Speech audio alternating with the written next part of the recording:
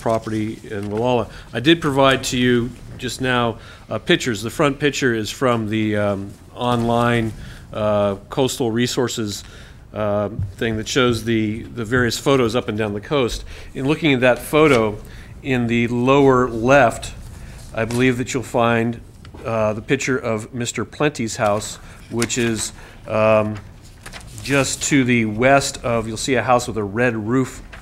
And the house that's farthest out on that point on the lower left is Mr. Plenty's house. As you go south from that point, there are two white houses. One, if you look closely, you'll see the second house has kind of an A-frame pitch to it. That house, the two white houses and the property to the south are properties that are collectively all within the Carter's family. And the Plenty property runs in front of that. It's a parcel that was created a number of years ago. I believe probably that was part of the old railroad right-of-way, and there were parcels that were created in front of the lots, if you will, that are along the coast, especially in the Wallala area. And Mr. Plenty has one of those lots with his house on the north end, and then the lot extends to the south and comes between the Carter's homes and the Wallala River and the ocean there. It's my understanding, in looking through the file and looking through the history of this case, the issue started as there's an allegation that the Carter's son went across onto the Plenty property and trimmed or cut a tree. The Plentys then started to erect a fence, and you'll see in the following pictures, again, these are all pictures that were introduced or part of the record from the Coastal Permanent Administrator hearing. You'll see those posts on the varying pictures that went up. Those posts were erected along the boundary of the Carter and Plenty property, where the Plentys were going to erect a fence along their property line.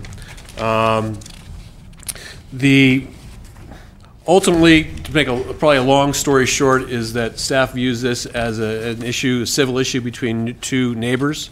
I think you'll hear from the Carters and their representative that there is concerns that this is not in compliance with the GMAC policies and the Coastal Plan policies and the Coastal Act policies about public views or views to the coast.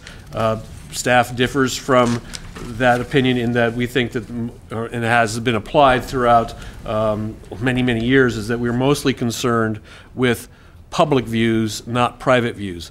This property is on some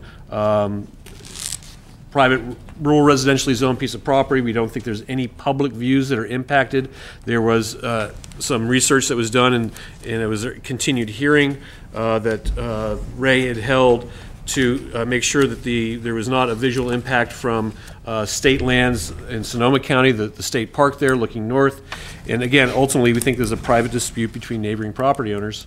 And with that, I'll try to respond to your questions. Questions of Mr. Lynch from the board? Supervisor.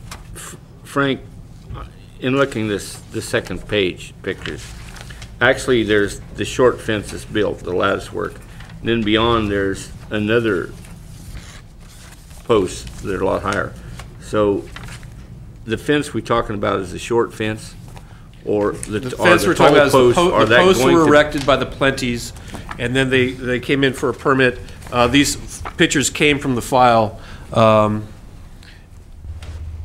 Was the intent they're going to build a higher fence? I understand it's a 6-foot fence. Is what is requested by the Plentys. Where's the property line? On which fence line? It would be along that property line. Of the tall posts? Or the presumably so. Where it lies between the existing fence and the new posts, I don't know. You don't know, okay. Additional questions of staff at this point? Okay, hearing and seeing none, I'll move to the next level. The appellant, their presentation is now requested and 20-minute maximum.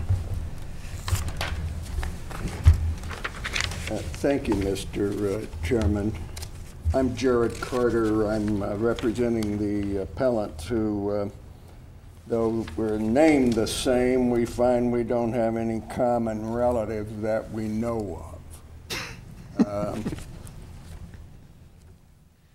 I submitted to you a fairly extensive document dated October 20 that attaches some pictures, but I think I can make this case the best if you have the staff report and you look at page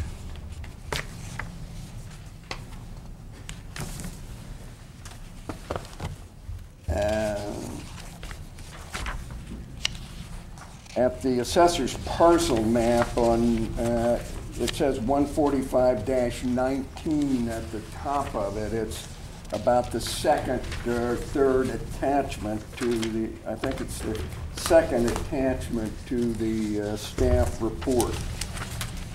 And it's an assessor's parcel map. Mr. Carter, could you hold up your copy to show us what we're looking for? All right. It's that one. This one, Mr. Carter? That's it. Yep. Okay. And then there is an additional staff attachment that is in